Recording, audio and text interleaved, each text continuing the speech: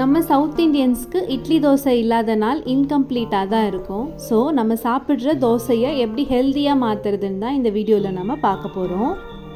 இன்றைக்கி இந்த தோசையை நம்ம நிறைய தானியங்கள் சேர்த்து செய்ய போகிறோம்.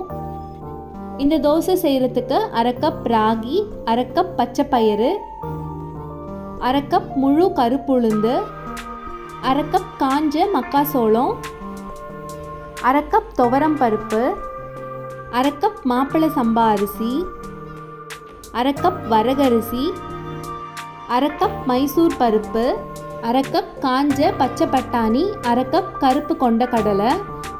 இந்த தானியம் அரிசி மட்டும்தான் சேர்க்கணும்னு இல்லை, உங்ககிட்ட வேறு ஏதாவது தானியம் இல்லை அரிசி இருந்தால் அதையும் சேர்த்துக்கோங்க. எல்லாத்தையும் இப்போ ஒரு பாத்திரத்துக்கு மாற்றிட்டு நல்லா 7-8 தடவை கழுவிக்கலாம். டயட்டில் இருக்கவங்கலாம் இந்த தோசை 2 சாப்பிட்டா ரொம்ப நேரத்துக்கு பசியே இருக்காது, ரொம்ப ஃபில்லிங்காக இருக்கும்.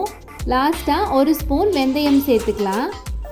நம்ம சேர்த்த தானியங்களில் நிறையவே அழுக்கு தூசெல்லாம் இருக்கும். ஸோ நான் இப்போ வீடியோவில் காட்டுற மாதிரி நல்லா கை வச்சு தேய்ச்சி வாஷ் பண்ணி எடுத்துக்கோங்க. இப்போ பார்க்கும்போது தண்ணி இந்த கலரில் இருக்குது. தண்ணி நல்லா தெளிவாக வர அளவுக்கு கழுவி எடுத்துக்கோங்க. நான் 8 டைம் கழுவி எடுத்திருந்தேன். அதுக்கப்புறம் தான் எனக்கு நல்லா பளிச்சுன்னு வந்துருந்துச்சு. இப்போ இதை மூடி 8 மணிலேருந்து 10 மணி வரைக்கும் ஊற வச்சுக்கோங்க. மோஸ்ட்லி நைட் டைமில் ஊற வச்சுக்கோங்க, காலையில் அரைக்கிறதுக்கு கரெக்டாக இருக்கும். நைட் ஊற வச்சுருந்தேன். இப்போ காலையில் ஓப்பன் பண்ணி பார்க்கும்போது எல்லாம் நல்லா ஊறி இருந்துச்சு. நம்ம ஊற வச்ச தண்ணியை கீழே கொட்டிட்டு இன்னொரு வாட்டி வாஷ் பண்ணிவிட்டு அதுக்கப்புறமா அரைச்சிக்கலாம். இந்த தானியம் எல்லாம் கொஞ்சம் ஹார்டாக இருக்கிறதுனால மிக்சியில் அரைக்கிறத விட கிரைண்டரில் அரைச்சிங்கன்னா ரொம்ப ஈஸியாக வேலை முடிஞ்சிடும். கொஞ்சம் கொஞ்சமாக தண்ணி சேர்த்து நல்லா நைஸாக அரைச்சி எடுத்துக்கோங்க. அரைச்ச மாவை நான் 2ஆக பிரித்து வச்சுருக்கேன், என்னோடய தேவைக்கு ஏற்ற மாதிரி. இப்போ மாவை நான் 4 மணி நேரம் வெளியில் வச்சு புளிக்க வச்சுருக்கேன். இந்த மாவில் நம்ம நிறைய தானியங்கள் சேர்த்ததுனால சிலருக்கு ஜீரணமாகறதுக்கு கஷ்டமாக இருக்கும். அப்படி இருக்கவங்க கொஞ்சமாக ஓமம் இந்த மாதிரி கசக்கிட்டு சேர்த்துக்கோங்க. மாவு புளிக்க வைக்கும் போதே நான் உப்பு சேர்த்துருந்தேன். ஸோ உப்பு சேர்த்து மாவை புளிக்க வச்சுட்டு நல்லா மிக்ஸ் பண்ணிவிட்டு நம்ம தோசை ஊற்றிட வேண்டியதான். இந்த மாவு அடை மாவு மாதிரி கொஞ்சம் திக்காக தான் இருக்கணும்.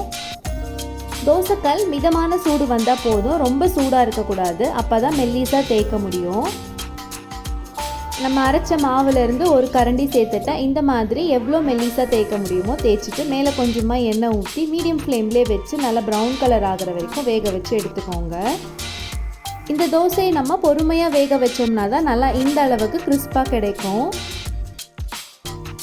இந்த ஹை ப்ரோட்டீன் மல்டிகிரெயின் தோசையை கண்டிப்பாக ட்ரை பண்ணி பார்த்துட்டு உங்களோட கமெண்ட்ஸை மறக்காமல் என்னோட ஷேர் பண்ணிக்கோங்க. இந்த வீடியோ பிடிச்சிருந்துச்சுன்னா லைக் பண்ணிவிட்டு உங்கள் ஃப்ரெண்ட்ஸ் அண்ட் ஃபேமிலியோடையும் நிறைய ஷேர் பண்ணிக்கோங்க. தேங்க்யூ.